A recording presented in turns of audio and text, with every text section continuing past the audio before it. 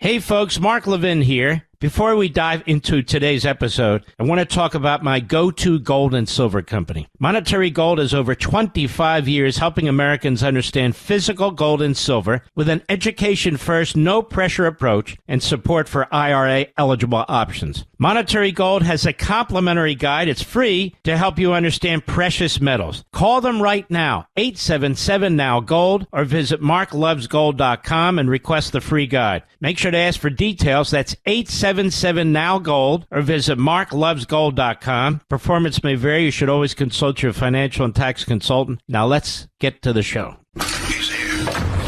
He's here.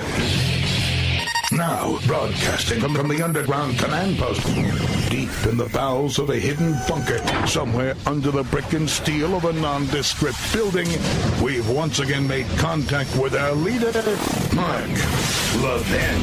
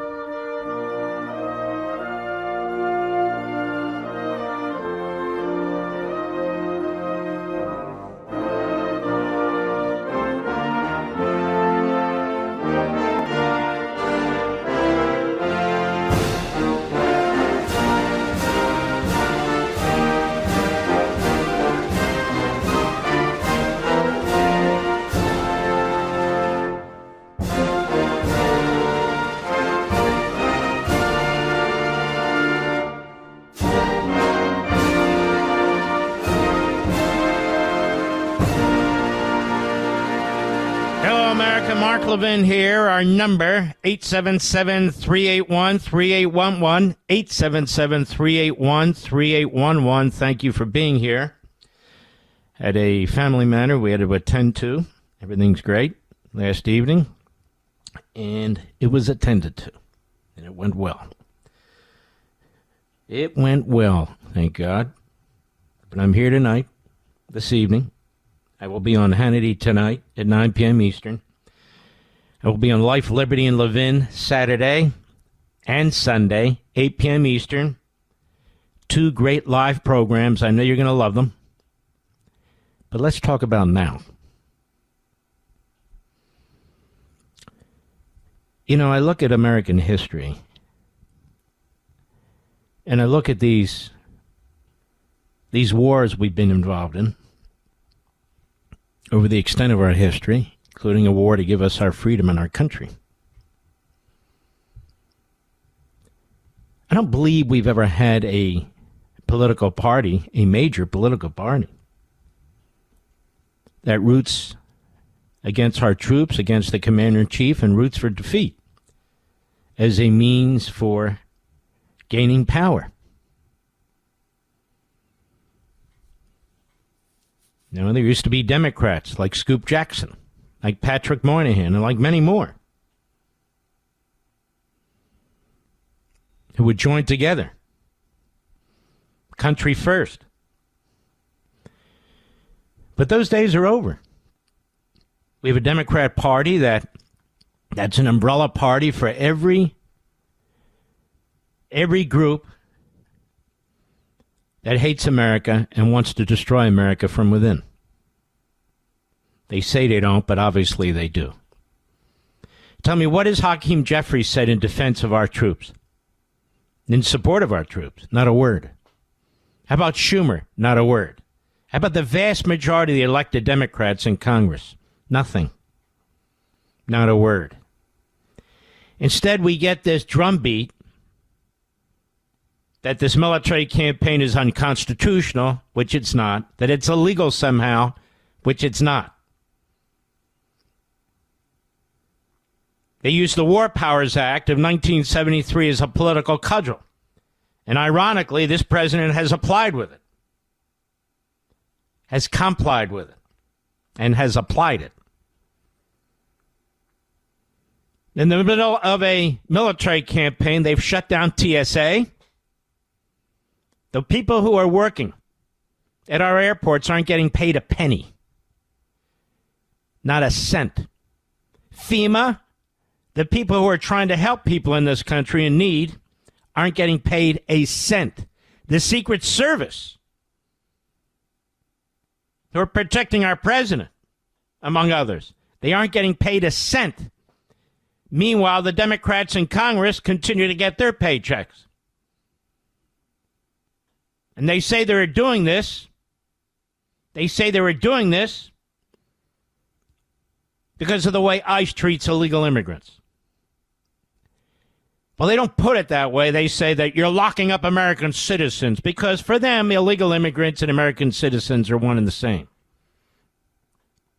They say there's no clear mission. Not only have they explained time and time and time again, this administration, what the mission is, they don't even have to explain it to us. We know exactly what the mission is.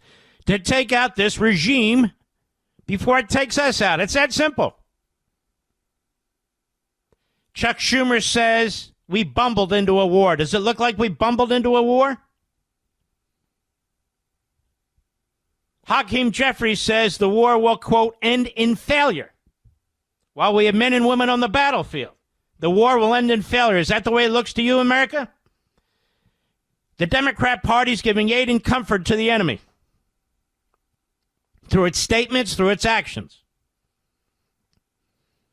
And the truth is the war could go faster, excuse me, if they saw a united country, but they don't. But they don't. Now we're told the gas prices have gone up 25 cents. We hear this constantly now by our media. Gas prices have gone up 25 cents.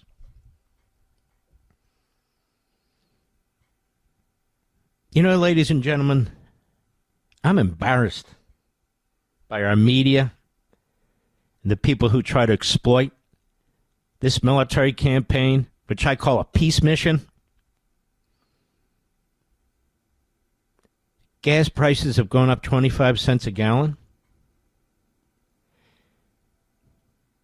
We don't even have a draft, as we've had in past major wars.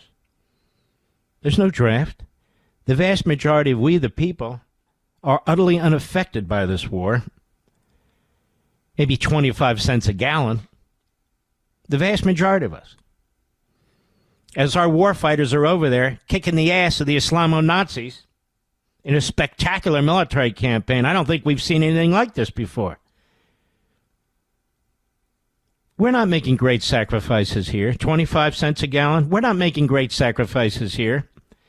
World War II, there was strict rationing of gasoline and sugar and meat and tires and metal of all kinds. They had wage and salary controls. You know, for most people, their wages were capped by the government at $25,000. That's it. We had Executive Order 9066 in 1942, where FDR put 120,000 Japanese in concentration camps. We don't have any of that going on, nor should we. Nor should we. But the Democrats are rooting for us to lose. They're trying to dispirit the American people and our military personnel. They're trying to create disunity. That's what they're doing. It's grotesque. And to watch this guy Newsom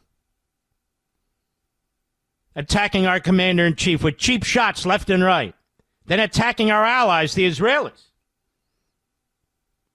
An apartheid state? He must be talking about all those Arab Muslim countries surrounding Israel. It's funny how Newsom hasn't talked to the Christians there, the Muslims there, the Jews there, the Arabs there. No. An apartheid state, he says, spewing some of the most horrendous Jew hatred out there, because that's how you get the nomination now in the Democrat Party. These are our allies. We're fighting side by side. The president, the Secretary of State, the Secretary of War, the three most crucial individuals in this war, as well as the director of the CIA. They've all celebrated this alliance. Celebrated this alliance. But not the Democrats. Not the Democrats. There's also something else going on out there that's pretty sick. I want to play one of these for you now. This is Chris Matthews. I thought he was banned from TV for bad behavior, but there he is showing up on, I guess it's MSLSD, on the Morning Schmo Show. Hat tip. Newsbusters. Now this is being repeated again and again and again in writing, in videos, on TV. Cut 21, go. The president was giving out medals and acting like they were just sitting there to applaud him. They had no role in war making or decisions about war. Don't Republicans think that Congress is Article 1 in the Constitution, that they have a role in making war? Now stop right there. No, they don't have a role in making war. I've explained this 1,000 times, and I'll keep explaining it. The word make war, that phrase was in the original draft and was removed with declare war. Make war belongs to the commander-in-chief under Article 2. Every president has known that. But this Nimrod, who they drag back, God knows why, doesn't know what the hell he's talking about. Go ahead. Pushing the war was Mark Levin on Friday night before we attacked. He was pushing for a big war. He wanted what he wanted, and he got it. But I never heard a big debate in the United States Congress about this war. And I think it's incredible. All right, that's enough. So it's Mark Levin's war. Mark Levin's war. You can see the radical kooks on the left, like the radical woke Reich, R-E-I-C-H, isolationists and Jew haters like Megyn Kelly. It's Mark Levin's war. And Ben Shapiro and Lindsey Graham and Josh Hammer, you know. But Mark Levin in particular, you know, this is his war. I am proud of what this president is doing. I am proud of what our Secretary of State and Secretary of War are doing, and our CIA director. I am proud of our men and women in uniform. I am proud of our Israeli allies and the Prime Minister and their military. I am proud of the Persian people. They're the ones who initiated this. I am proud of all the people, all the organizations, all the countries who are trying to defeat one of the most vile, homicidal, dangerous regimes since the beginning of humanity. Can you imagine them with nuclear weapons? See what they're doing right now? Can you imagine? No, you can't, because it's unimaginable. These are monsters. I want to be as clear as I know how. No amount of attacking me and calling me the worst names possible, and I might add, and I'm not going to get into detail, no amount of threats against me are going to change who I am and what I believe. Nothing. Nothing. I'm a red-blooded American. My family's been here 120 years, more than most other families, quite frankly. And this regime needed to be taken out because it killed over 1,000 Americans. It maimed thousands and thousands of Americans. It spreads terror in our country and all over the world. It is plotting with nuclear weapons to take us out, and they will do it because their mindset is a 7th century fundamentalist, Islamist, massive killer mindset. And I have pushed back against the 1930s type isolationists and Nazis, and I've pushed back against the Islamists, and I've pushed back against the Marxists. You could put that on my epithet. That's perfectly fine. But it's this president of the United States, more than any before him and likely after him, who has the guts to do what needs to be done. He could have passed it on to the next president, the next generation, but he knew better. 25 cents a gallon of gasoline. Is that what we have to pay? Seriously? Ask the Iranian people what they've paid. Ask the Israeli people what they've paid. Ask the families of the people who've been slaughtered by this Iranian regime and their proxies what they've paid. And look at your children and grandchildren tonight. Look at them. Because what Donald Trump is doing means they will never, ever have to fear a nuclear attack from this enemy. Because he stood up our generation, at least half of it, and said, no way, Jose, that ain't going to happen. Not on our watch. I'll be right back. Mark Levin.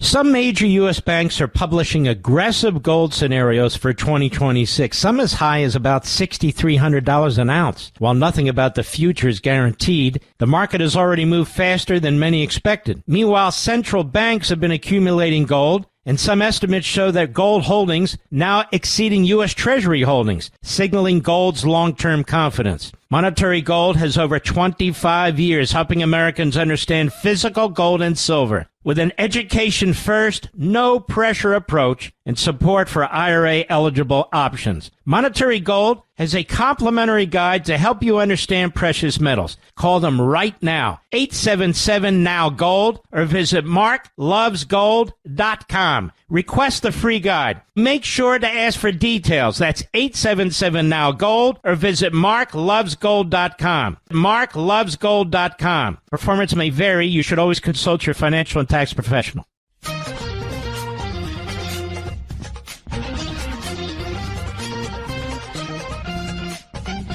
President Trump today, or I should say yesterday, got one go. I'm once again calling on all members of the Iranian Revolutionary Guard, the military, and the police to lay down their arms. They're only going to be killed. And now is the time to stand up for the Iranian people and help take back your country. You're going to have a chance after all these years to take back your country. Accept immunity. We'll give you immunity. And we'll be giving you really the right side of history, because that's what it is. So you'll be perfectly safe with total immunity, or you'll face absolutely guaranteed death. And I don't want to see that. They don't want to see it either. We also urge Iranian diplomats around the world to request asylum and to help us shape a new and better Iran with great potential. It's a country with great potential. There's much better future for Iran. It's now beginning. It's going to be, I think, a great future. And the United States will ensure that whoever leads the country next, Iran will not threaten America or its neighbors, Israel, anybody. Cut two, go. The United States military, together with the wonderful Israeli partners, continues to totally demolish the enemy far ahead of schedule and at levels that people have never seen before, actually. We're destroying more of Iran's missiles and drone capability every single hour, knocking them out like nobody thought was possible. As soon as they set off a missile, within 4 minutes, the launcher gets hit. They don't know what's happening. But we have the greatest military anywhere in the world. Their Navy is gone. 24 ships in 3 days. That's a lot of ships. Their anti-aircraft weapons are gone. So they have no air force. They have no air defense. Let me just say this. He's not only one of the greatest presidents in history already, he's one of the greatest commanders-in-chief in American history. No question about it. We'll be right back. Some major U.S. banks are publishing aggressive gold scenarios for 2026, some as high as about $6,300 an ounce. While nothing about the future is guaranteed, the market has already moved faster than many expected. Meanwhile, central banks have been accumulating gold, and some estimates show that gold holdings now exceeding U.S. Treasury holdings, signaling gold's long-term confidence. Monetary Gold has over 25 years helping Americans understand physical gold and silver. With an education-first, no-pressure approach and support for IRA-eligible options. Monetary Gold has a complimentary guide to help you understand precious metals. Call them right now, 877-NOW-GOLD, or visit marklovesgold.com. Request the free guide. Make sure to ask for details. That's 877-NOW-GOLD, or visit marklovesgold.com. marklovesgold.com. Performance may vary. You should always consult your financial and tax professional. Mark Levin, an unapologetic patriot and unapologetic constitutionalist. You can reach him at 877-381-3811. The Democrats tell the media to tap dance, and the media tap dance. Sometimes the media tell the Democrats to tap dance, and the Democrats tap dance.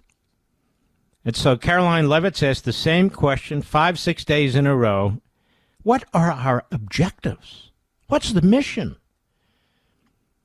Now, we all know what the objective of the mission is. It's to take out the regime, to take out its ballistic missiles and anything related to nuclear weapons, right? And to have some role in ensuring that what replaces it isn't going to be hostile to the United States and helpful to the people who they've been slaughtering. Now, that's the objective. And then I love the next question. Well, how can we be sure it's going to work? We can't be sure. We can be sure they're going to be defeated. But what do they mean that it's going to work? If you have all the answers before the first bullet is fired, show me the war in which that's occurred. Folks, we should be celebrating what's going on, celebrating this incredible achievement, celebrating our technology and our industries that can bring us these kinds of weapons. Nobody has this. And one of the reasons we don't need ground troops is because of the genius of American innovation. If we didn't have missiles like this, jets like we have, bombers like we have, other sorts of munitions, if we didn't have such a technological edge on not just the Iranians, but the Russians and the Chinese too, we would have to have massive ground forces. But we don't, because of what we have done. Again, we should be celebrating our troops, our commander-in-chief, the relevant cabinet members, our ally Israel. We should be celebrating what's taking place. If you're the communist Chinese, you're worried a lot. If you're Russia, you're worried a lot. Why is it that the people who oppose what we're doing are the Marxists, the Islamists, the woke right, neo-fascists, the Russians, the communist Chinese, and the Democrats? And the Democrats. So here's Caroline Levin for the 4,000th time in 5 days. Cut 3, go. I won't get ahead of the president on broadcasting any timelines. What I will tell you is what President Trump has already laid out, which is that the achievable let's stop objective... a minute. What if we had a timeline? Would we announce that to the enemy? Are these people nuts? Are they nuts? You know, they didn't go after Biden and that debacle to get out of Afghanistan. He gave a time limit. He told the enemy exactly when we're going to be leaving, what day we're going to be leaving. And the enemy attacked us and killed 13 of our brave men and women. And God knows how many were injured, and killed an enormous number of Afghanis at the same time. You don't announce in advance how long anything's going to take. The idiocy of what we deal with. Go ahead.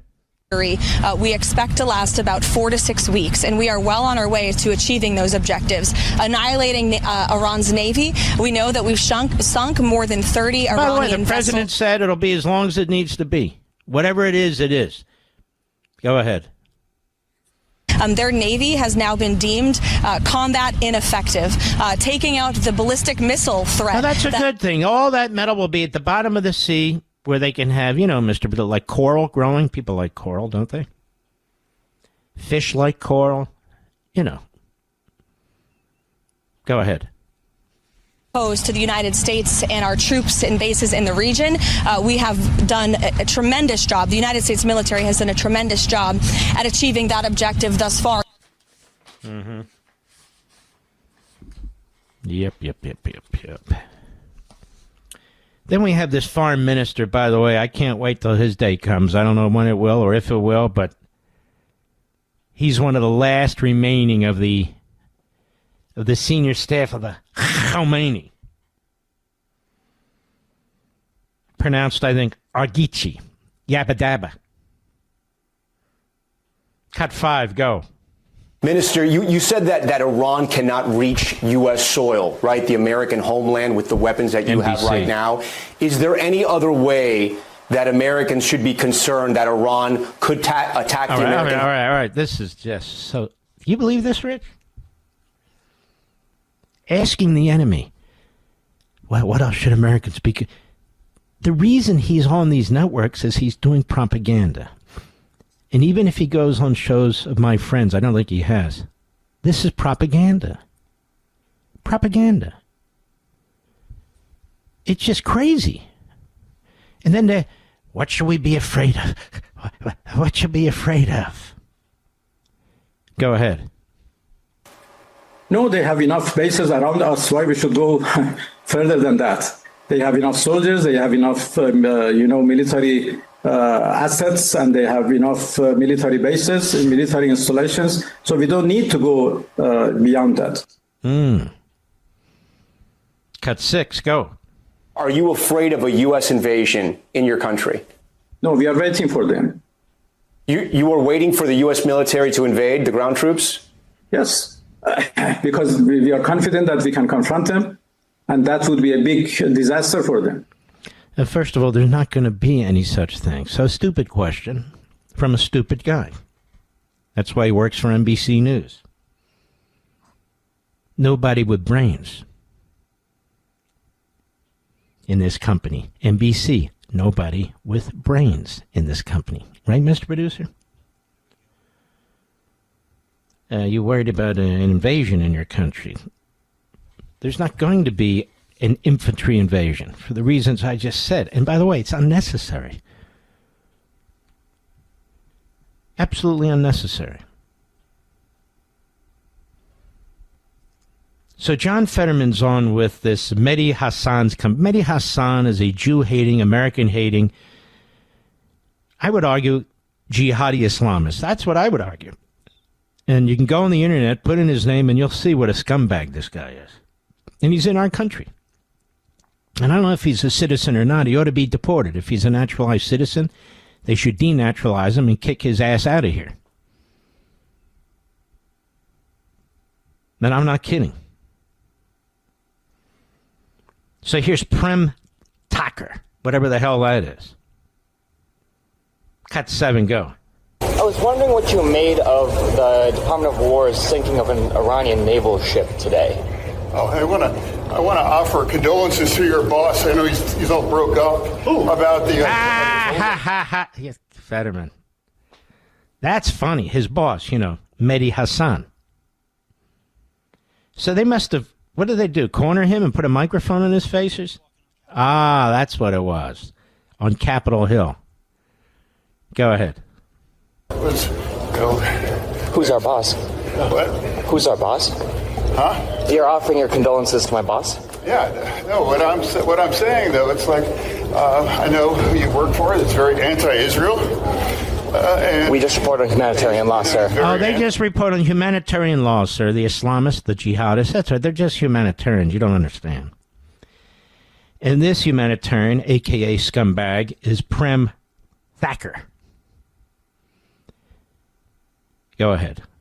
Israel, and I'm very pro-Israel, so we can agree and disagree on things. Sure. Do you think it's okay for the U.S. to bomb an Iranian naval ship in international waters? I think the world's better that he's dead now, and I think it's a good thing now that Iran will never acquire a nuclear bomb. What about the naval ship today, though? What about that naval ship? What do you think? What do you think about that naval ship, for God's sake? I don't know, you little bastard. What do you think about all the terrorists that your hero let loose on the planet? And killed us, our people? Europeans? Africans? Middle Easterners? What do you think about that? Adolf? What do you think about, oh, no, you blow up that in international waters. Oh, they're trying to assassinate our president here in our own country, and this jerk's worried about, oh, you hit that. And guess what that boat was doing? It was making a run for it. In international waters. Oh, we can't touch them there. No. They're shooting ballistic missiles. I think they've shot them into 14 countries now. 14 countries. They're shooting ballistic missiles with weapons on these ballistic missiles that are in violation of international law. They're committing war crimes, and this jerk's worried about us hitting a ship in international water. Could they make a run for their international water? You can't hit us. Of course we can. Of course we can. There's nothing illegal about that. It's an enemy ship. Go ahead. And if they think it's a good idea to bomb, really disagree on that. Is it okay for the U.S. to bomb naval ships without a declaration of war, though? Yes, it is. Next question, you little schmuck. Go ahead. I'm sorry, I support killing the Iranian leadership. I'm not talking about the leadership, sir. Why wasn't he upset about why they killed all the Iranians?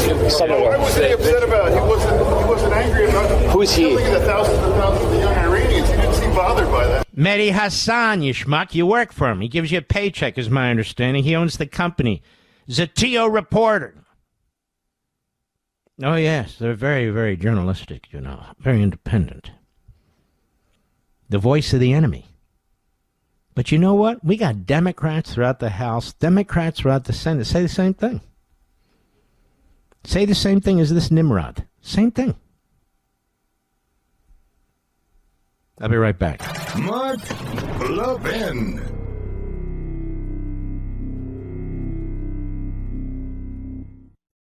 Some major U.S. banks are publishing aggressive gold scenarios for 2026, some as high as about $6,300 an ounce. While nothing about the future is guaranteed, the market has already moved faster than many expected. Meanwhile, central banks have been accumulating gold, and some estimates show that gold holdings now exceeding U.S. Treasury holdings, signaling gold's long-term confidence. Monetary gold has over 25 years helping Americans understand physical gold and silver. With an education-first, no-pressure approach and support for IRA-eligible options. Monetary Gold has a complimentary guide to help you understand precious metals. Call them right now, 877-NOW-GOLD, or visit marklovesgold.com. Request the free guide. Make sure to ask for details. That's 877-NOW-GOLD, or visit marklovesgold.com. marklovesgold.com. Performance may vary. You should always consult your financial and tax professional.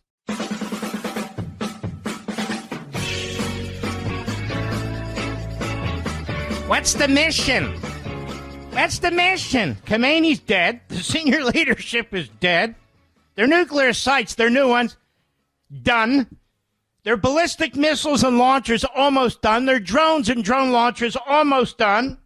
And the Democrats want to know what the mission is, as the mission's being carried out in a spectacular way, one step after the other. Hey, what's the mission? The mission's being done right in front of your eyes. What do you mean, what's the mission? And then they want to know, well, what happens after the mission? Well, we're going to try and ensure that there is a government there that is not hostile to us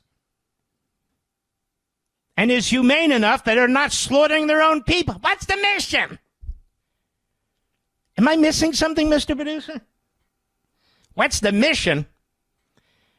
No, the point is their mission, which is Operation Sabotage. That's the mission. Operation Sabotage. They're on the same side as the Russians, the Communist Chinese, and the other miscreants and malcontents in our own country. What's the mission? You know what's funny? They know what the mission is. The Russians and the Communist Chinese, they know what the mission is.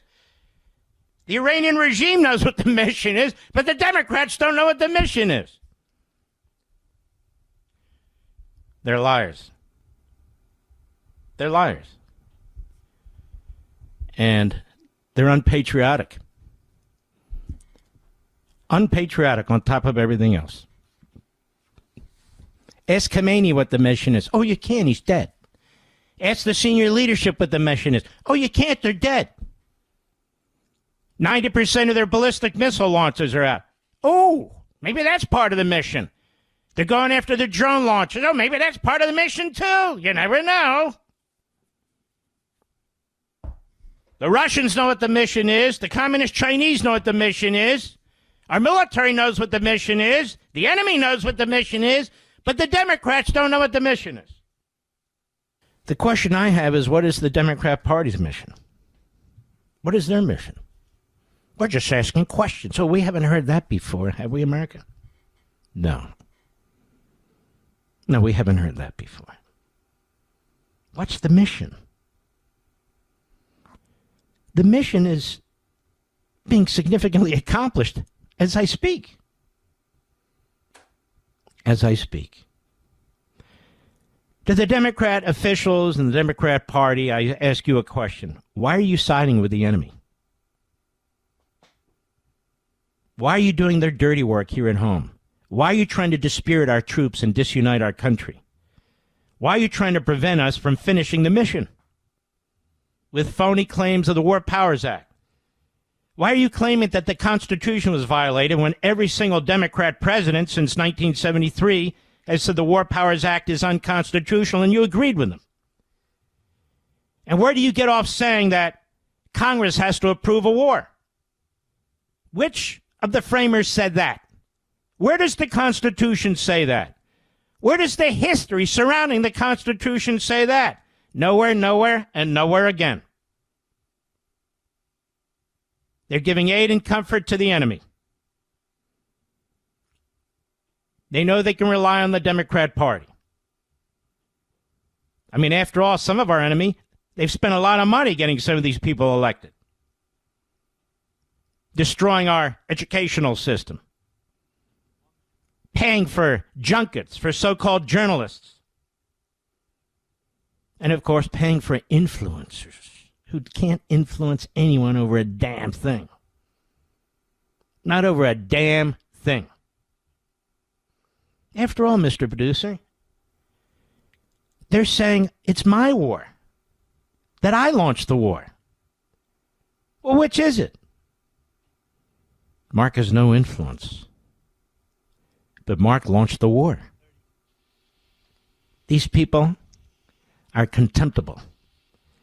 For them, it's too difficult to get behind our armed forces, to get behind the commander-in-chief, because power at all costs. And they are hoping that there are big hiccups or worse. They really are. I'll be right back. This segment of the podcast is exclusively sponsored by Pure Talk. Pure Talk offers great coverage and can save your family money on your wireless bill every single month. Go to puretalk.com to find the plan that's right for you. Thank you again for listening, and thank you so much for this sponsorship, Pure Talk. He's here. He's here. Now, broadcasting from the underground command post, deep in the bowels of a hidden bunker, somewhere under the brick and steel of a nondescript building, we've once again made contact with our leader, Mark Levin. Hello, America. Mark Levin here. Our number, 877-381-3811, 877-381-3811. Russia is providing Iran intelligence to target U.S. forces, officials say. Interesting. But not to be surprised. It's actually pretty much old news, I'm guessing. It's a great piece in The Tablet, which is really one of the best publications out there. And there's several good ones these days. I like the Free Press, mostly. The Tablet. Now, I started down the list, but that was foolish. And others that I will mention as time goes on. The Free Beacon, of course. We love our friends at Breitbart and others. But For now, I want to go to the tablet. Lee Smith, who was a brilliant writer and thinker. And he wrote a piece, Who Wants This War? Polls show that Republican support for the Donald Trump administration's campaign to destroy Iran's nuclear weapons facilities, ballistic missile program, and other military capabilities, and dismantle the Islamic Republic is over 80%. Poll came out today, it's over 90%. It's over 90%.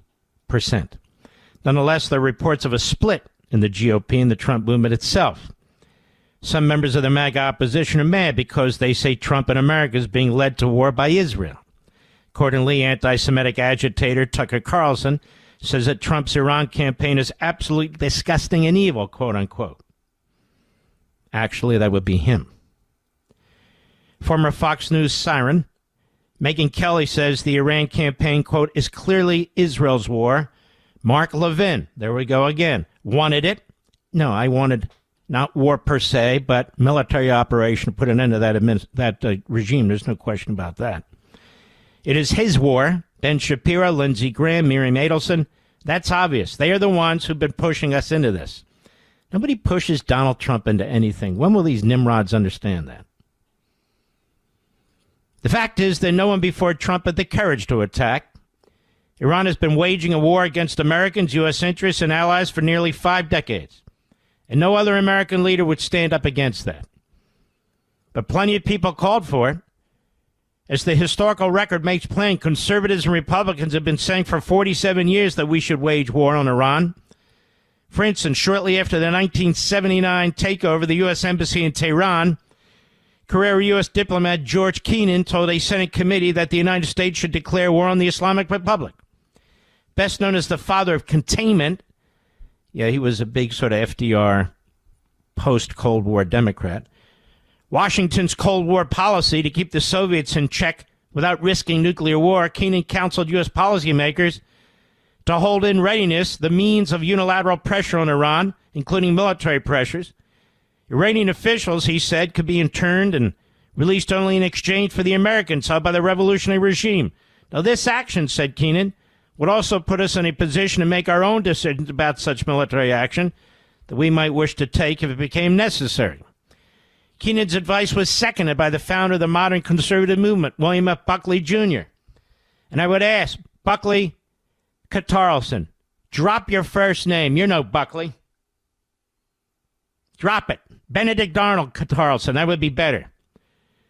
That such a recommendation, Buckley wrote, should have been made by someone once dubbed one of the principal ambiguists among American intelligentsia, reminds us that purposeful thought is still possible.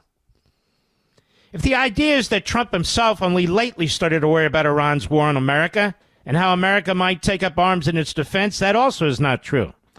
In an October 1980 interview, 46 years ago, Trump said of Iran, quote, that they hold our hostages is just absolutely and totally ridiculous. That this country sits back and allows a country such as Iran to hold our hostages, to my way of thinking, is a horror. And I don't think they do it with other countries, unquote. What he meant was that the very character of the Islamic Revolution was anti-American. In April 1980, the Jimmy Carter administration mustered an attempt and failed to rescue the 52 American hostages. And the interviewer asked if Trump felt the president should have marched troops into Iran and deposed the regime that had abused Americans and held captive. Quote, I absolutely feel that, said Trump. I don't think there's any question, and there's no question in my mind. And I think right now we'd be an oil-rich nation, and I believe that we should have done it. And I'm very disappointed that we didn't do it. And I don't think anybody would have held us in abeyance. I don't think anybody would have been angry with us. And we had every right to do it at the time. I think we've lost the opportunity. It was many years ago, Mr. Producer, when I said I felt we declared, or we committed our military to taking out Iraq, while we probably should have committed it to taking out Iran. You remember that? Many, many years ago. And having lost the opportunity, Iran started targeting Americans without fear of any consequence. They chronicle how Hezbollah, Iran's Lebanese proxy alone, hunted Americans in the 1980s. It's likely to revive nightmares for Americans old enough to remember. It may illustrate for those who were not yet born what Trump was, in part, elected to address. In 1983, Iran's Lebanese arm bombed the U.S. embassy in Beirut, killing 17 Americans. 6 months later, the group killed 241 U.S. servicemen at the Marine barracks in Beirut. A year later, in January 1984, Hezbollah assassinated the president of the American University of Beirut, Malcolm Kerr. In March, it kidnapped, tortured, and killed CIA Station Chief William Buckley. And in September, it bombed the U.S. Embassy Annex in Beirut, killing 23, including 2 U.S. service members. In December 1984, the Lebanese terrorists hijacked the Kuwait Airways, and it tortured and killed 2 officials of the U.S. Agency for International Development, Charles Hegna and William Stanford. In 1985, Hezbollah hijacked a TWA flight and tortured and murdered U.S. Navy diver Robert Stedham. And in July 1989, Hezbollah kidnapped, tortured, and hung U.S. Marine Colonel William Higgins. Hezbollah's kidnapping, torturing, and murdering of Americans dropped off with the end of Lebanon's civil wars in 1990. But Iranian-backed groups continued to kill U.S. forces throughout the region. And the biggest attack was in Saudi Arabia, when 19 U.S. airmen were killed after a truck bomb drove into Khobar Towers June 25, 1996.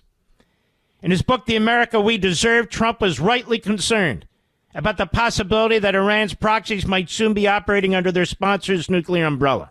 In 2000, he wrote, quote, "You can be assured that right now there are fanatics, whether they sit in the councils of doomsday cults or in the cabinets of rogue states, who are plotting and waiting for their moment to strike. The question then is, what can we do to best protect our cities? A lot more than you might think," quote unquote. As the number of U.S. troops killed by the Iranians in Iraq reached 603 in 2011, Trump spelled out what he'd do in his book published that year, Time to Get Tough. He wrote, "America's primary goal with Iran must be to destroy its nuclear ambitions. Let me put them as plainly as I know how. Iran's nuclear program must be stopped by any and all means necessary, period. We cannot allow this radical regime to acquire a nuclear weapon that they will either use or hand off to terrorists," quote unquote. The start of his 2016 presidential campaign, Trump said, quote, "We need to stop Iran from developing nuclear weapons. We cannot allow a nuclear arms race in the Middle East." The Barack Obama administration's Iran nuclear deal, the candidate said, "It's very dangerous. Iran developing a nuclear weapon either through uranium or nuclear fuel and defying the world is still a very real possibility. The inspections will not be followed and Iran will no longer have any sanctions. Iran gets everything and loses nothing." And during his first term, Trump withdrew from Obama's deal and imposed sanctions on Iran to force it to abandon its nuclear program. On the campaign trail for the 2024 race, Trump warned against the prospect of an Iranian bomb many dozens of times. Most significantly, after Biden told Israel to refrain from hitting Iran's nuclear facilities, Trump blasted his rival. He said, quote, "That's the thing you want to hit, right? It's the biggest risk we have, nuclear weapons." And it goes on, this brilliant article, and the gentleman who wrote it, Lee Smith, really one of the great writers of our day, wrote it at the tablet. He's going to be with us after the break. I'll be right back. Mark Levin.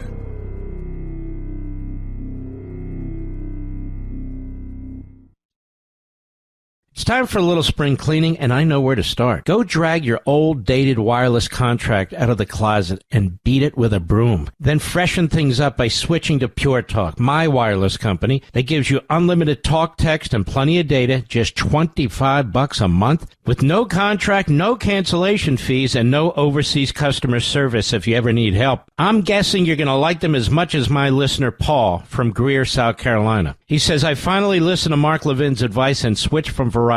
I'm getting the very same service for less than half of what I was paying Verizon. You know, I long wondered if these much lower services could provide the same level of service as the big boys. Now I know that Pure Talk certainly can." Thank you, Paul. Now it's time for you folks to make the switch, too. Go to puretalk.com/Levin, puretalk.com/Levin, and you'll save 50% off your first month. That's puretalk.com/Levin, and switch to a wireless company that shares your values. Pure Talk, America's wireless company. You know, I used to like the Washington Examiner. I don't even waste my time with it anymore. It's moving left. Guy Robert Crilly, I don't know who the boss is over there anymore. but it's fading away, moving left, the Washington Examiner. I don't waste my time. Do I even send you anything to post on that, Mr. Producer, anymore? No. Nobody even reads it. It's a waste, the Washington Examiner. It's too bad. It used to be excellent. It clearly isn't anymore, in my humble opinion. And I will be on Hannity tonight, by the way, at 9 p.m. But I didn't mention this. We have two great shows this weekend, tomorrow night and Sunday night on Life, Liberty, and Levin. I'm back. Shows are going to be live. And we have tremendous guests. We're going to cover the war effort, and more than the war effort, we're going to cover what's happening here, what's taking place here to undermine this country and our war effort. It's a pleasure to bring somebody who writes for a very reputable, I don't know, magazine, paper, whatever we call the tablet. It's just fantastic. Lee Smith, how are you, sir? I'm very well, Mark. Thank you so much for inviting me on tonight. It's a pleasure, and I don't think you get the attention and accolades you deserve. You really dig deeply into so many subjects. So what about these people who are saying Donald Trump didn't campaign for this? Donald Trump's turning on the base. Donald Trump is a warmonger. And what about these people that keep accusing me and a few of my friends of getting us into this war? I mean, obviously I support what we're doing, but I don't remember being commander-in-chief. Do you? Well, it's not just that. I mean, the history's, the history, there are many of us, Mark, who are old enough to remember 1979, the embassy takeover. I mean, that's a formative event. And the argument that I make, I think that was also a formative event for President Donald Trump. And what's happened in the last 47 years, the way the Iranians have targeted American servicemen and women, diplomats, academics, civilians, targeted them all throughout the Middle East. There were plots here against Americans here in the homeland, including plots against the president, President Trump. So, yeah, these people are sick. I think it's totally fine for Americans to say, I'm not sure if I support this war or any war. I'm against it. But these people are liars. That's what they're doing. They're lying. Tucker Carlson, Megyn Kelly, they're lying. They're blaming it on Jews. It's disgusting. It's the most disgusting thing I've seen in my lifetime happen here in this country. And just to be clear, you're not Jewish, are you? No. And I'm only saying that because people go, oh, he's bringing on. You ought to see this stuff. It's just crazy. I mean, that's the sick thing about people, though. I mean, so what if it's Jews who are saying that what's happening is sick? They don't have an opinion on this. They're not right. I mean, the facts are right in front of everyone. Exactly what's going on. So. It's really disgusting. And, I saw you speak a couple months ago during the UN General Assembly. I saw you speak at the JNS event. I was really moved by what you said, and especially how you said, oh, yeah, I'm going to have to go down in the gutter for a little while and fight these people. And it's been, on your part, it's been an honorable fight. And I know what you mean, though. It's a cesspool. It's a cesspool, and you're a very kind gentleman, and you're a very good writer of current events in history. This is a spectacular military operation, isn't it? Shouldn't we be so proud of the commander-in-chief, so proud of the war planners, so proud of our Secretary of Defense, Secretary of War, Secretary of State, and the CIA director, and our allies, the Israelis, and the Prime Minister? We have a lot to be pleased with in terms of what's going on, no? It's immensely impressive. And one of the arguments that I keep making is it's not only about keeping Americans safe. It's about eliminating this nuclear weapons program, their ballistic missiles program, and, working to protect Americans, U.S. interests, and, of course, our allies. But, I mean, again, when we go back and we look at what's been happening for the last 47 years, that a commander-in-chief picks up the gauntlet and says, this has got to end. What they've been doing to us, we are going to get it back for our people. I mean, it's enormously impressive. So, yes, I believe that normal people, and certainly normal Republicans, we see what the polls look like, are not just appreciative. They're thrilled by what the president and this great administration is doing. Now, I wrote down, Lee Smith, that the one poll I looked at said that over 90% of MAGA supports this operation in the president. Is that what you saw? Yes.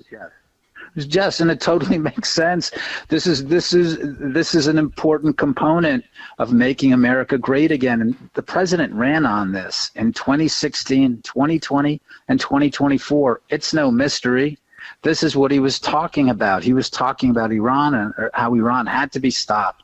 That's what I mean when I talk about the people who are nominally on the right, nominally MAGA, criticizing Trump, blaming Israel, blaming the Jews. I'm sorry, the president's been saying this for years now. You're lying. You're lying when you blame it on when you try to blame it on the Jews or Israel. And so why are they doing that? It's a big issue. Before I get into that, I think it's key to say, well, thank God the Jews and thank God Israel have been keeping it, have also been saying, yeah, the Iranians are a problem, because sometimes maybe that slipped from people's attention. So actually, I would say that we owe the Israelis, and that's coming out right now in this operation. It's like, hey, and remember, this is what happened before the Iraq War. Ariel Sharon had to tell everyone, all of official Israel, to shut up, because they kept saying, guys, I think the real problem is not Iraq, it's Iran. So, God bless the Israelis for keeping it front and center for America.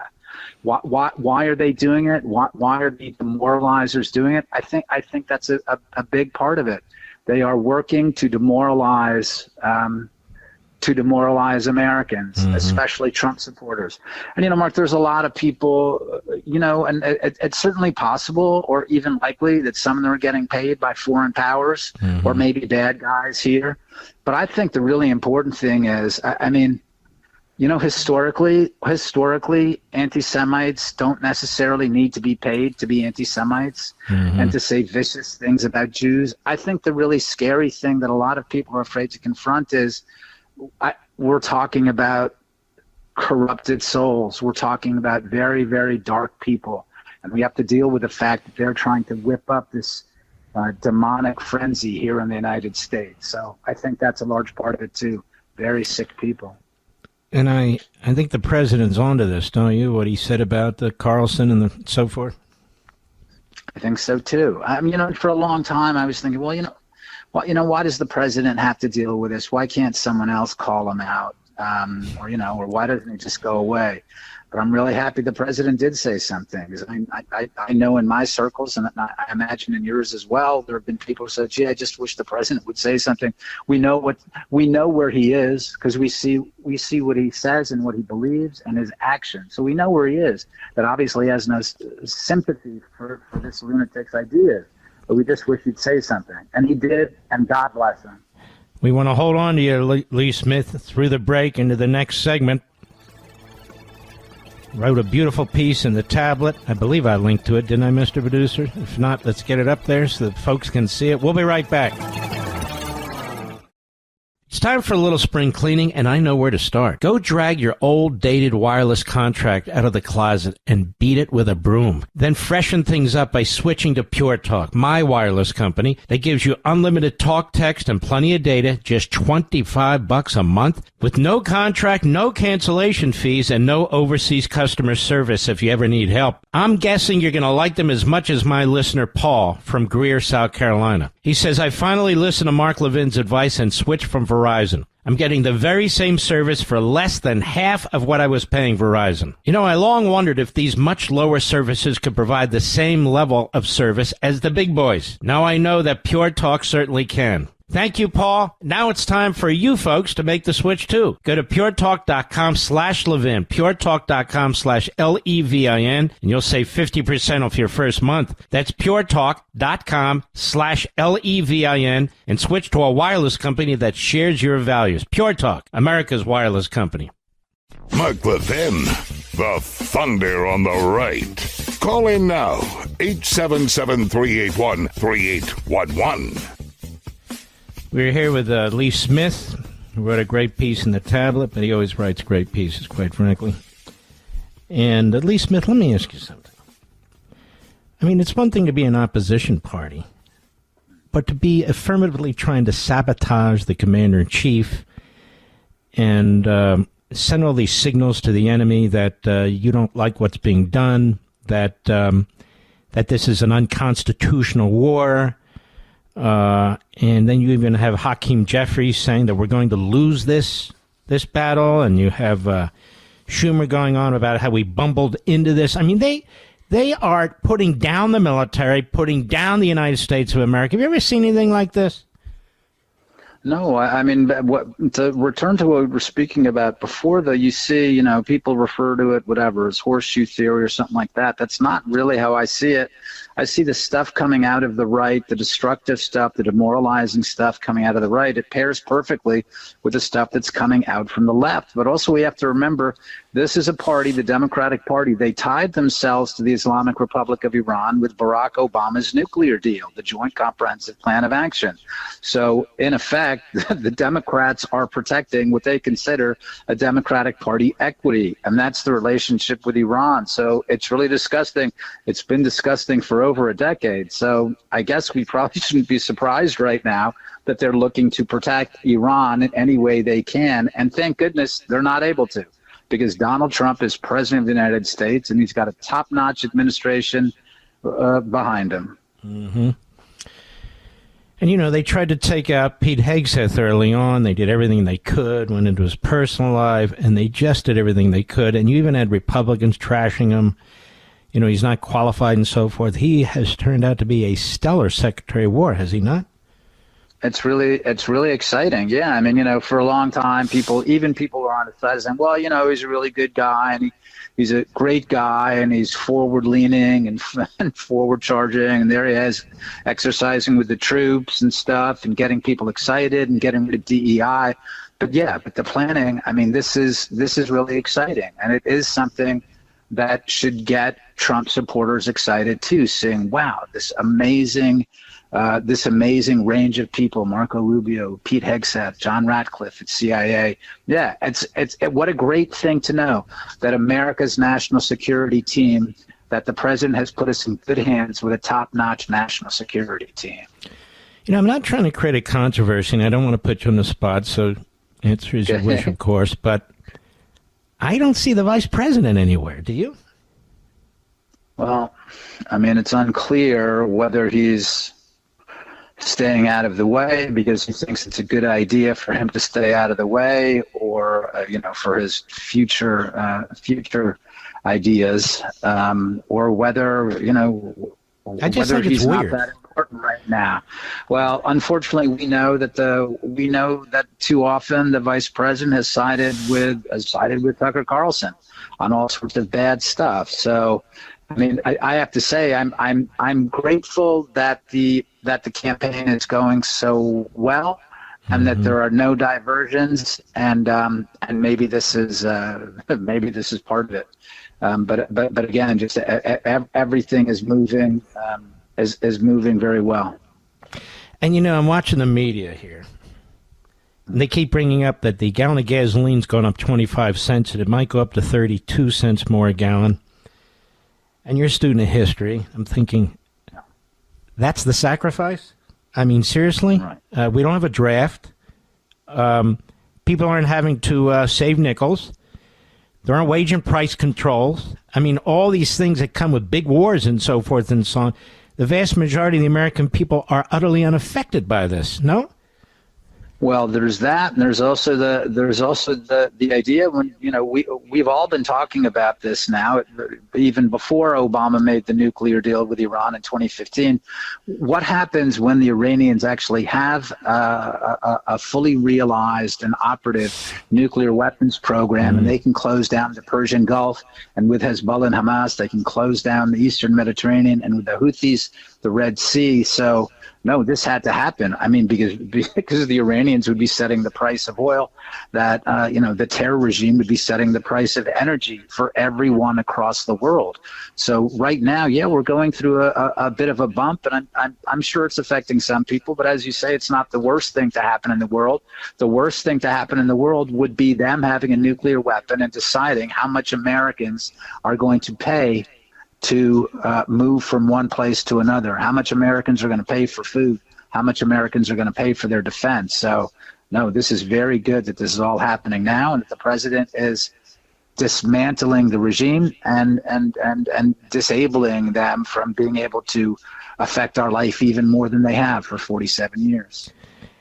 And I would think the party that is not as upset perhaps as Iran, but very, very upset is Communist China. Why would they be upset? Yeah. Well, I just published a book on China, the China Matrix. And the case that I make there is that I think that Donald Trump certainly sees Iran as a problem on its own, but he sees, I believe, the number one foreign policy threat is still China. And Iran is very, very important to China. And if we just look at what's happened, if we go back to what happened before Donald Trump's first meeting with Xi Jinping, when Xi is saying, oh, yeah, we're not going to let you have any more rare earth minerals. Well, I mean, Donald Trump is going to wind up controlling an awful lot of important energy that the Chinese rely on. So this is one thing they're upset about. Their main asset in the Persian Gulf, losing Iran as they're about to. Well, this is a very big deal, and it's very impressive the way that the president and his administration has been. I mean, basically have the Chinese in a pincer movement right now. Mm-hmm. And so they're not going to have control over the oil from Venezuela, as people have noted. Not going to have control over the oil from Iran. So it makes it a lot more difficult for its military to operate, doesn't it? At least in the midterm. Well, absolutely. And, there's another aspect of it. And, Mark, I want to commend you, now that I have the chance, because you've been talking about this for so long. And unfortunately, a lot of people on the right have not been talking about it enough. But the way that you've described the Ukraine-Russia conflict and not only the problems with Russia, but your defense of Ukraine. I think that especially now, seeing the way the world is looking and the way the world shapes up, and it's the United States still the leader of the free world and all these other bad actors out there. Yeah, I really think that you put something together much quicker than a lot of other people. And I think a lot of other people are starting to see it more clearly now. And you know what? Ukraine is helping us. We're defending these drones against Iran. They're helping us right now, are they not? While the Russians are helping Iran. Absolutely. Yeah. So this is very clarifying. This is what war tends to do, but it's very clarifying now. You see the way the lines are drawn. Where is Ukraine? Where are the Russians? Where are the people who claim to speak for MAGA? And in fact, they're just demoralizers, Tucker Carlson, Megyn Kelly. Where's the left in America? Where are the Chinese? No, it's very clarifying. And where is Donald Trump? He's leading the way. So yeah, it's very important for people to see the larger map right now as it's shaping up. Keep up your great work. Keep up your great posting. I didn't get into that toxic internet there till about 10 months ago, and it's not like it's fun, but you got to duke it out with these people. I know, it's what I heard you say at JNS, and I'm thinking, well, if Mark Levin is going to do this, then maybe other people, maybe I should throw a little more energy into it too. So you're doing great. Thanks, great, Mark. Thanks so much. A real pleasure and honor to be on tonight and to get to speak to you. Thank you so much. Honor is all mine. And by the way, when did your book come out? Came out a few months ago. Came out before the new year. Okay, Rich, there's a lot of stuff that's going to be done. Let's line up an interview with Lee on his book. All right, we'll figure that out. We'll get back to you, Lee. God bless you, my friend. Take care of yourself. Thank you, Mark. Have a good night. Bye-bye. You too. He is good. He's a great writer and thinker.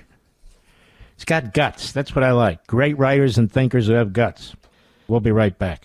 Mark Levin.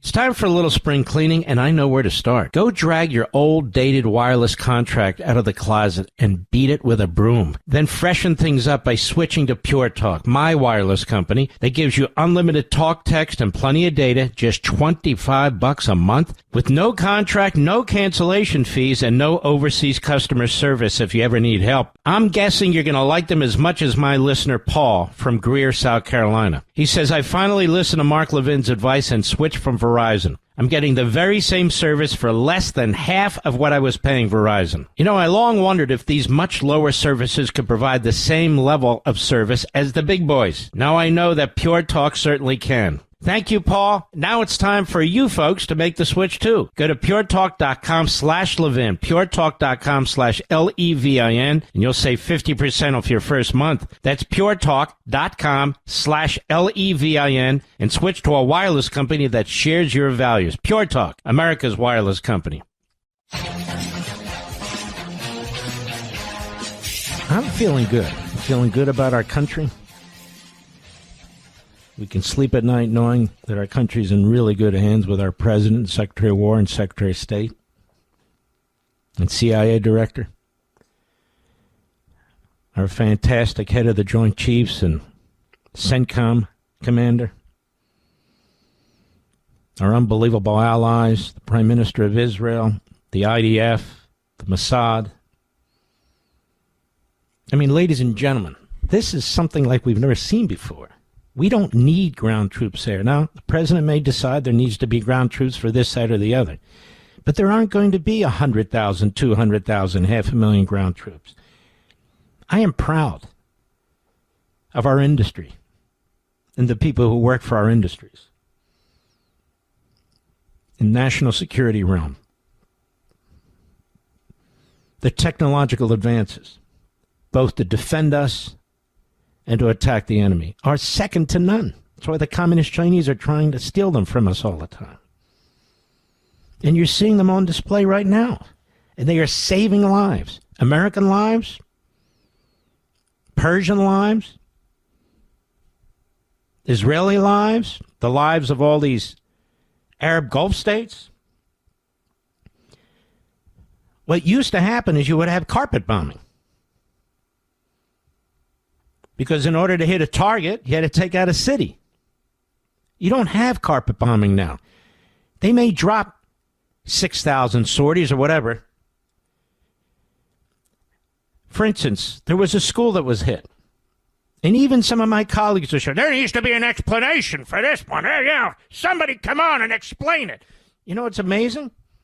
How many schools were hit during the Korean War, the Vietnam War, World War II, for crying out loud? And who cared?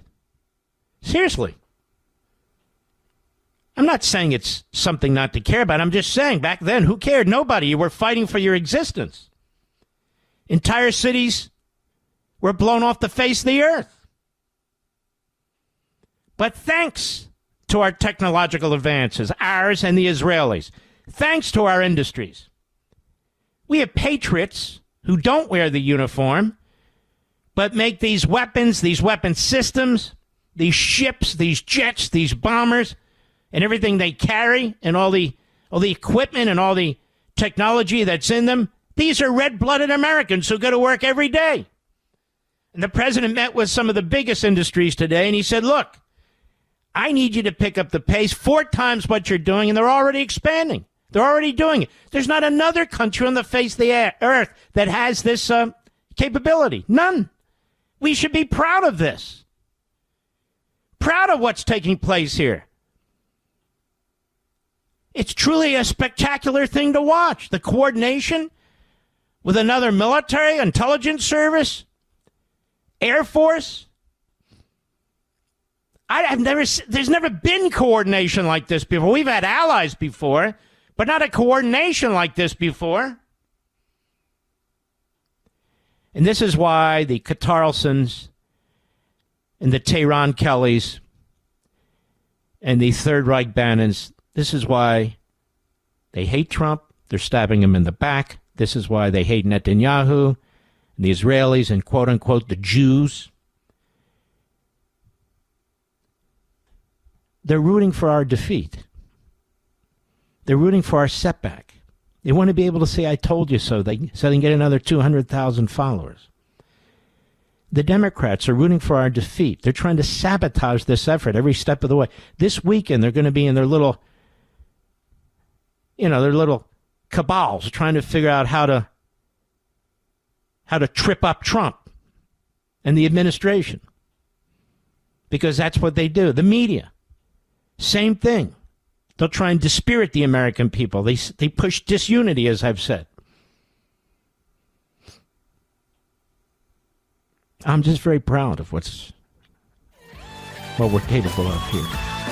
This is the most humane war you can imagine. And it's not really a war, it's a peace mission, as I keep saying over and over again. We'll be right back.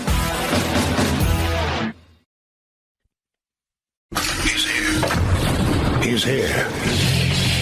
Now, broadcasting from the underground command post, deep in the bowels of a hidden bunker, somewhere under the brick and steel of a nondescript building, we've once again made contact with our leader, Mark Levin. Hello, America. Mark Levin here. Our number, 877-381-3811, 877-381-3811. You know, we have a lot of exciting things going on here, truly.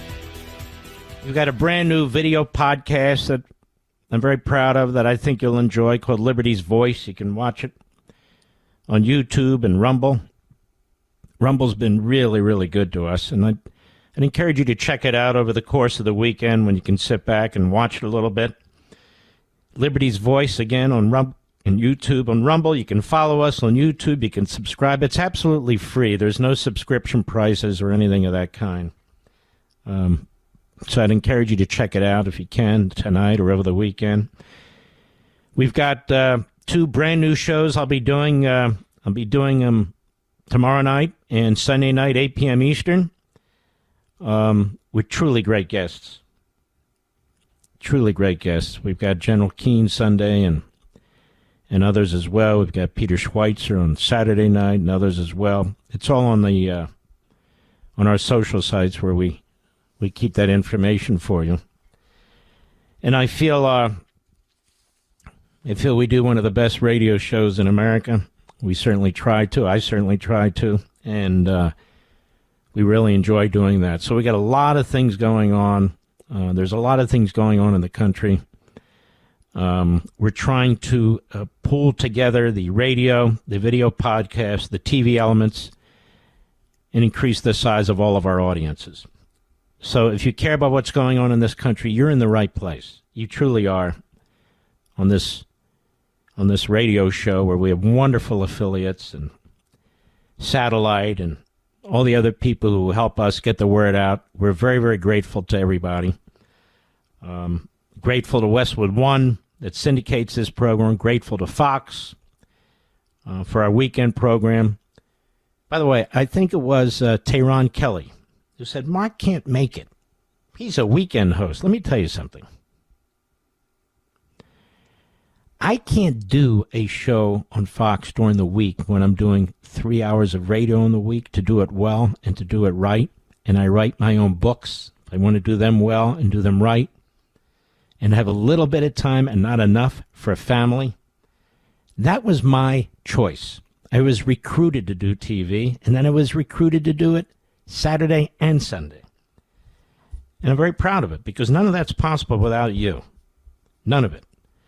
So I hope with these weekend shows, I hope you will watch them tomorrow night, 8 p.m. Eastern. Set your DVR. That's the easiest way. And the same with Sunday. Set your DVR, 8 p.m. Eastern time. We love having you. And we're going to have a really fun time. And we're going to have a very educational, important, substantive time. I think what I'm going to do tomorrow night is really lay into the Democrats. I'm thinking about my monologue for tomorrow. I think I got to really lay into them.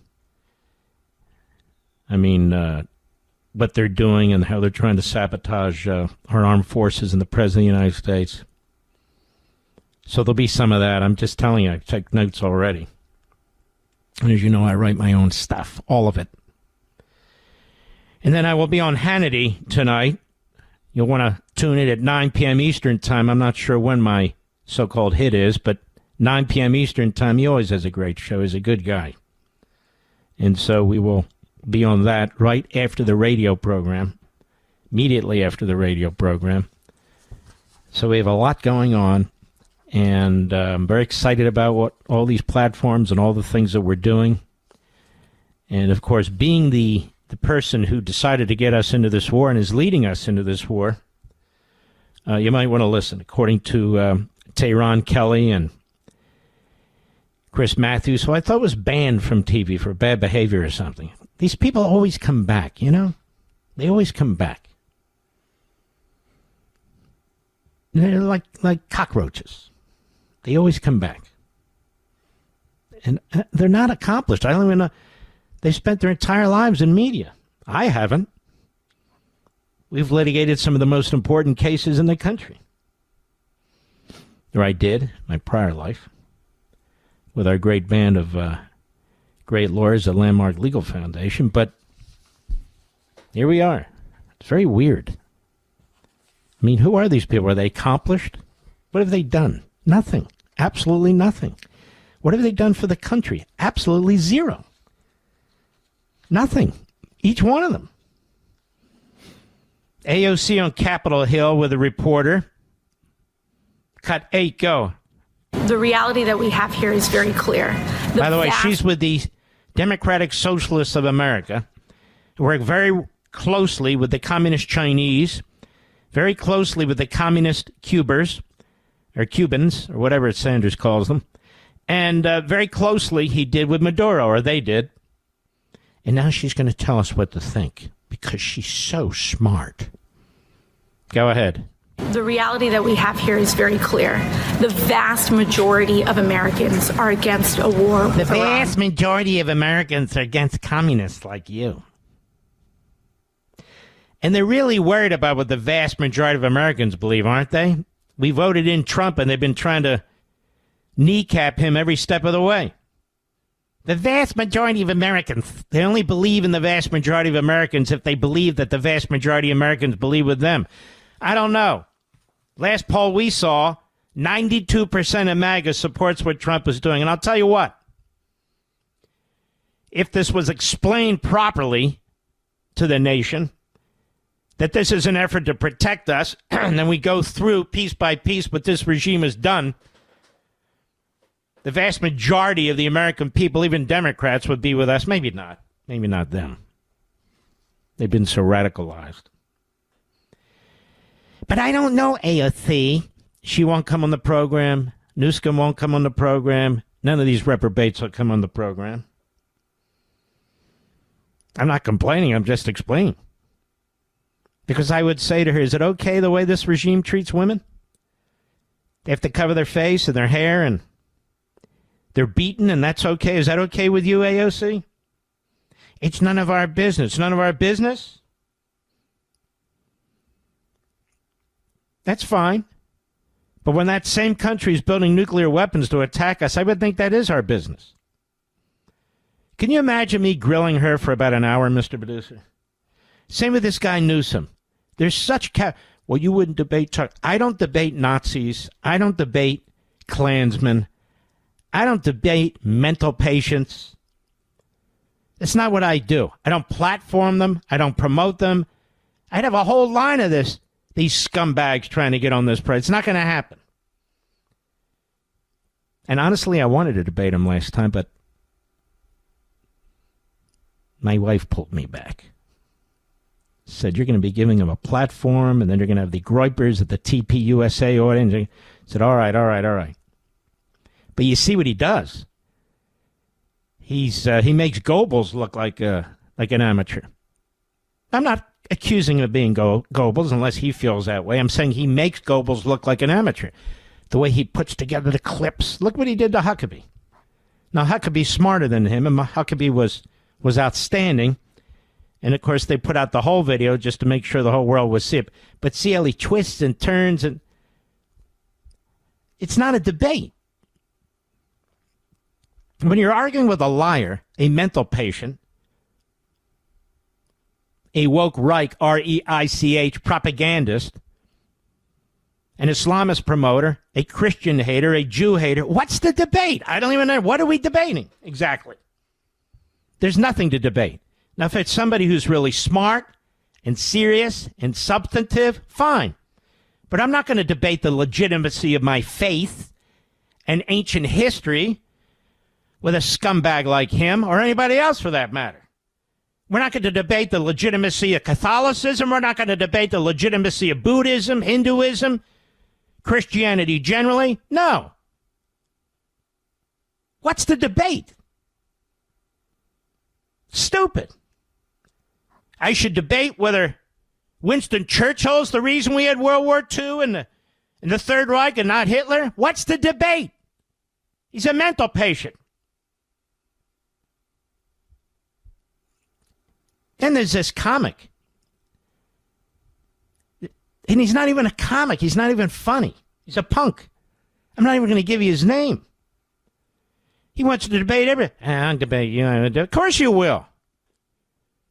Because no matter what happens, you're getting attention. Attention.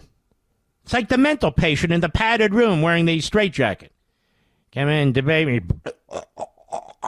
As he's spitting his pills up on his chest. Now, that's okay. You hang in there. You do your thing. Nobody's ever even heard of the guy. What's the joke? He's the joke. There's just a whole line of these losers. It's grotesque. You got a magazine now, really, a website called The American Conservative. I believe it was founded by Pat Buchanan. There's nothing conservative about it. It should be called Neo-Fascism, American style. You know, like American Marxism. It should be American Neo-Fascism. That's what it should be. And you have this punk who always looks like he just rolled out of bed and hit his head on the floor. What's his name? Mills or Mill or something like that? I don't even know who he is. He's got the IQ of a lobster. He's good at repetition and slogans like Marxists. He's just in line, part of the Israel-hating, Jew-hating, Trump-hating, America-hating crowd. We're America first. Shut up, you idiot. You don't even know what you're talking about. The whole line of these. There's a UFC fighter. What's that guy's? Jack, what is it, Rich? Sherman? Something like that? This guy's been punched so many times. I mean, the things he says.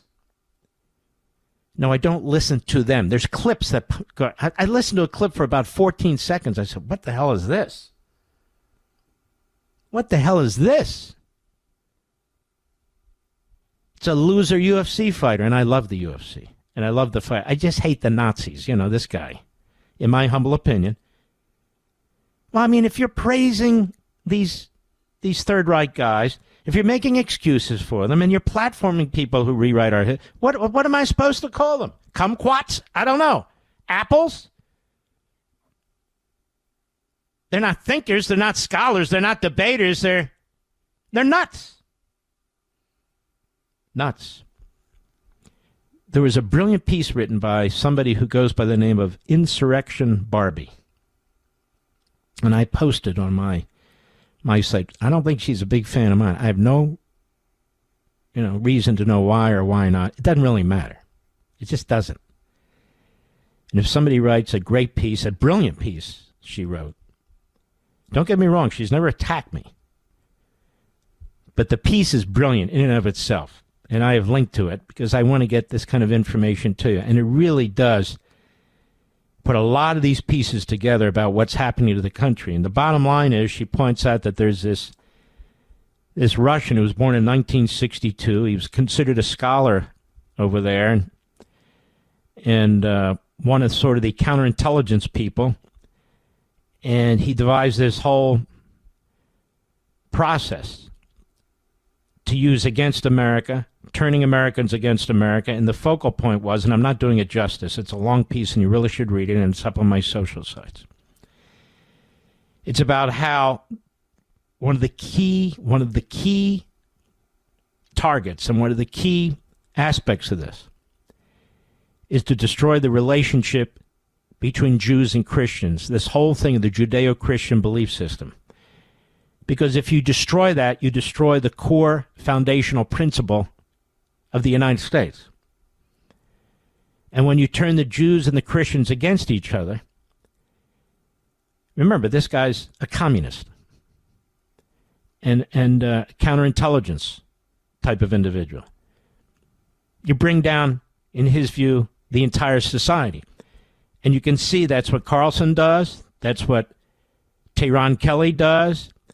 And she points out the biggest advocate of this is Bannon.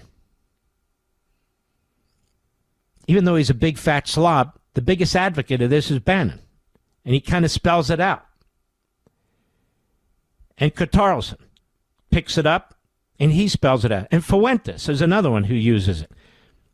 I commend that to you to read it over the weekend. It's a long piece. Read it right to the end. I've shared it with a couple of people who you would know are really smart. And they said, wow, this really is, she's really onto this. Insurrection Barbie. Take a look at that. It's all over my social media. I encourage you to read it. We'll be right back. Mark Levin.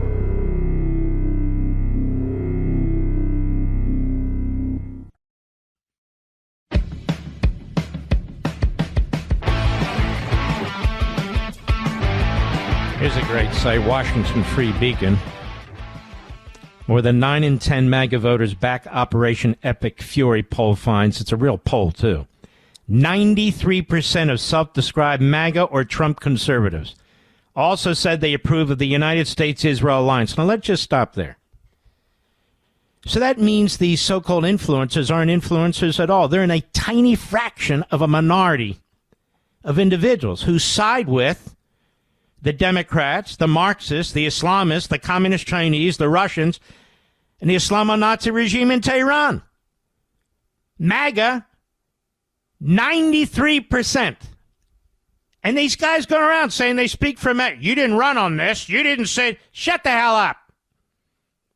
More than 9 in 10 self-described MAGA or Trump conservatives say they approve of the joint U.S.-Israeli campaign against the Iranian regime, according to a new poll from the Vandenberg Coalition and Target Point, shared exclusively with the Washington Free Beacon. The survey was conducted between March 3 and 5 with a sample of 1,232 respondents who voted for President Trump in 2024. And they broke down respondents in the camps of traditional conservatives, MAGA or Trump conservative, moderate Republicans, and libertarian. And over 84% of Trump voters surveyed said they approve of the military campaign against the Iranian regime. Just 14% disapprove. 83% of those who identify with the MAGA movement believe U.S.-Israeli strikes in the first few days of the operation have made the United States safer. On a wider scale, 92% of MAGA respondents said they agree with the statement that President Trump's use of force against Iran will help deter future attacks from our adversaries. Libertarians, according to the poll, are the group on the right most likely to oppose the military engagement. Even so, 74% of libertarians surveyed reported approving of the campaign. So you got guys like Rand Paul and Thomas Massie who claim to be libertarians. They're way out of line with all these other people, way out of line. The poll also includes a question about the military partnership between the U.S. and Israel. 93% of MAGA or Trump conservatives reported supporting that alliance. 80% of all Trump voters between the ages of 18 and 29 surveyed said the same thing. The poll comes as certain figures like podcaster Tucker Carlson seek to make the case the campaign against the Islamic Republic is out of step with MAGA's base. Well, it appears that he's out of step with MAGA's base. Trump said, MAGA is saving our country. MAGA is making our country great again. MAGA is America first. Tucker's none of those things, and he is really not smart enough to understand that. That's all true for sure. I'll be right back. Mark Levin, the champion of liberty and true conservatism. Call Mark now, 877-381-3811. Yo. Uh-oh. I think I lost the page, Mr. Producer. You want to send me the last two? All right. He knows what I'm talking about, America. This guy, Rich Cementa, who's been with me forever, he can, read my mind. It's frightening, actually. I can say, well, he said, this is what you need. That's what you... The guy, he's unbelievable. Rich, you are unbelievable. You're a good man. By the way, about a month ago, they said I hated Catholics. Do you remember that one? They have thrown everything in the kitchen sink at me. It's hilarious. But the truth. They don't like the truth. But we're all about the truth here. We're all about facts.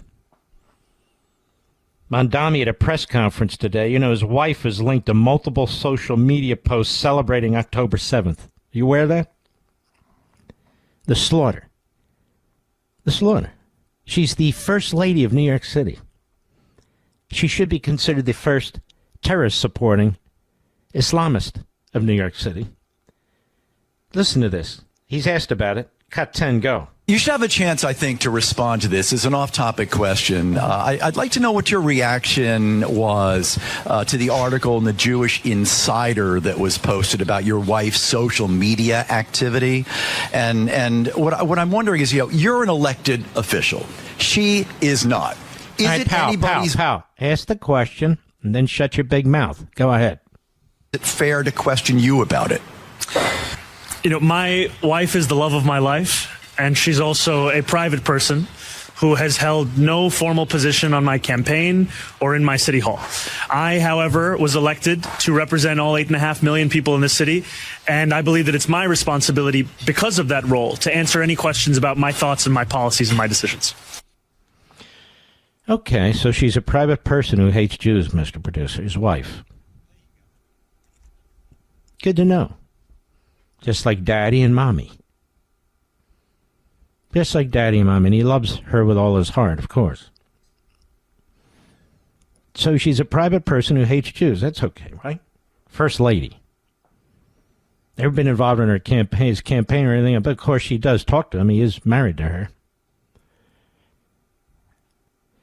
This guy, Gavin Newsom. He wasn't really on my radar before, but he certainly is now. I mean, we've talked about him, but I'm talking about really on my radar now. He is such a chameleon. You know what he is? He's basically Megyn Kelly in pants.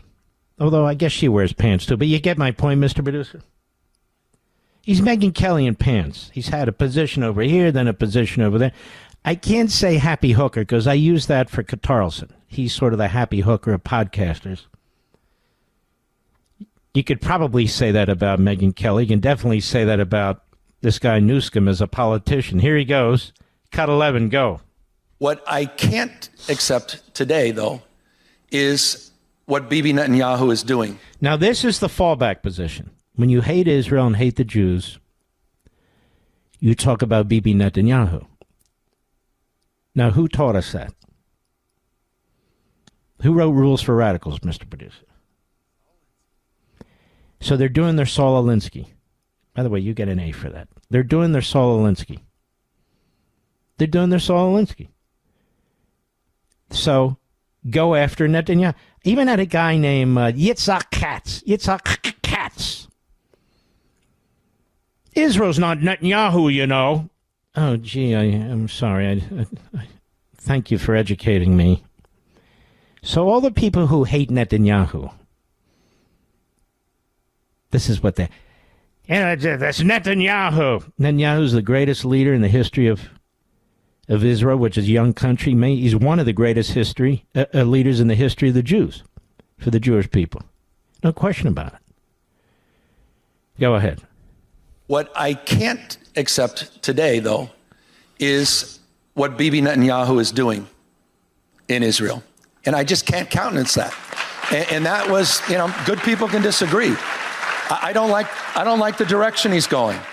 And I was specifically referring to a Tom Friedman column. Tom Friedman is such a sick bastard, in my humble opinion, and I say that with all due respect, of course. It's just disgusting. Of course, he cites Thomas Friedman. You know Thomas Friedman. I've been exposing him as he exposes himself now for years and years and years. And he's been wrong about everything. The Biden regime loved him. Go ahead. Week, where Tom used that word of apartheid as it relates to the direction Bibi is going, particularly on the annexation of the West Bank. And so tell me something. Where's there apartheid in Israel? Anywhere. Tell me. They have a separate court system. In fact, they have a tyrannical court system, the things that runs 90% of that country. But I want to know, where's the apartheid?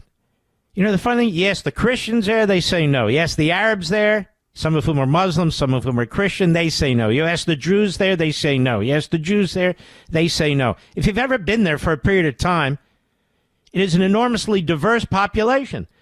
They even have people from Ethiopia who are Jews. They brought them into Israel as well. You want to talk about apartheid, a-hole, loser governor, Mr. No Fire Hydrant? Why don't you go into one of those Arab countries? Yeah, go in there and see how much diversity they have. This guy's such a pig. Go ahead. And I can't sit back in the spirit of this book, in the spirit, that define marriage equality, and this, in terms of, my values marriage and belief. Equality. Gay people have rights in Israel. Do gay people have rights in any Arab country, Mr. Medusa? Of course not. Listen to this buffoon. The Arabs have two parties in the Knesset. They have members in the Knesset. They have a member on the Supreme Court. They have members as judges. They have full voting rights. The Jews in most of the Arab countries are killed. Same with the Christians. Just listen to this moron. Go ahead. Watch that. I disagree with... Shut up, you idiot. Make us dumber just by, not even by looking at you. Just a complete buffoon. All right. Don't forget, I'll be on Hannity right after this show. I think it's like 9:25 is when I'm supposed to be on. Tends to be delayed about, 10 minutes, but 9:25. But you ought to turn and watch the whole show. It's a very, very good show. We'll be right back. Mark Levin.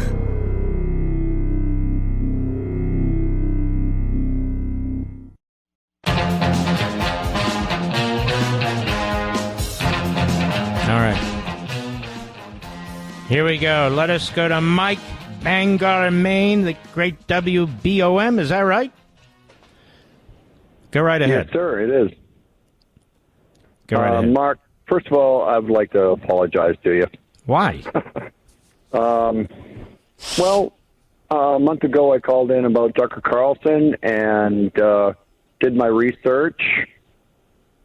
You're a great American, Mark, and I wanted to apologize for that because I questioned you on a lot of stuff, and I have nothing to say, but I'm sorry. First of all, don't say you're sorry. Secondly, it's a very kind call. And thirdly, I want people to do their own research. It's all out there. It really is. I'm not making a damn thing up. And the idea that we should debate him about my faith, the history of my faith, whether it's legitimate. Don't debate people like that over their faith or anything else. It's just he's a media whore, among other things. So I just can't, But I think he's very diabolical, and I think I'm not alone in that regard, and that's growing. People can see it. He's like a psyop for the Russians. Really. This whole idea about destroying Judeo-Christian belief systems, turning Christians against Jews, trashing Christian Zionists, promoting Islamists, promoting Islamist countries, taking the greatest generation and mocking them. I don't know how you can claim to be supporting America and Americanism and embrace anything this fool has to say. That's just me, Mike, whatever. No, you're right, Mark. I do my research. I'm not like with the Democrats. They just go on, believing what everybody else says. You got to do your research. And what I've come to conclude is, our country is stronger with people like you, and I'm wrong. And I hope you can forgive me. And I hope you let me call in. I hope you let me call in occasionally. Yes, of course, Mike. By the way, how's that Senate election going up there? Believe it or not, Susan Collins is the most conservative of the bunch. So, I mean... Well, she's actually a rhino, actually. I'm no sorry question. to say that out loud, no, she's a rhino. There's no question. Yeah, she's a rhino. We're in a lot of trouble right now. Well, you have messy candidates out there. Really putting the... Oh, my God. We got a couple that are okay, but nothing really spectacular. And when you look at this Murkowski, my God, it's just unbelievable. You know? But the state tends to send liberals, whether they're Republicans or Democrats, doesn't it? To Washington. Up here, I think they're pretty close to the same in the same respect. I mean, these people don't know there's a boundary between conservative and Democrat. I don't think they know that. I think they're all right there at the same point because nothing has ever changed in this state. Right. We're still overtaxed.